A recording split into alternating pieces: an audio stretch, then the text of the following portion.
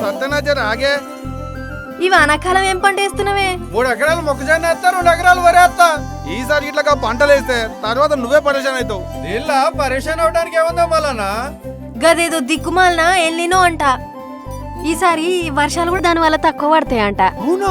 చూస్తూనే ఉన్నాం కానీ వాతావరణం కూడా ఎట్లున్నదో. అట్లయితే ఈసారి వ్యవసాయం ఎట్లా మరి? అందుకనే మన తెలంగాణ వ్యవసాయ శాఖ వాళ్ళు ఏం చెప్తున్నారంటే ఆ వరి మొక్కజొన్న గిసొంటి కాకుండా తక్కువ నీళ్లతోనే సాగు చేసే పంటలు గవే జొన్నలు, మినుములు, కందులు, చిరుధాన్యాలు వీటితో పాటు కూరగాయలు కూడా పండించుకోమన్నారు అన్న.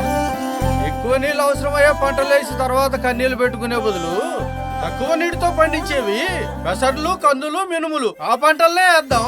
గది లెక్క. మన తెలంగాణ ప్రభుత్వం వ్యవసాయ శాఖ చెప్పిందంటే మన మంచి కోసమే. రైతు బాగుంటేనే రాష్ట్రం బాగుంటుంది. వ్యవసాయ శాఖ తెలంగాణ.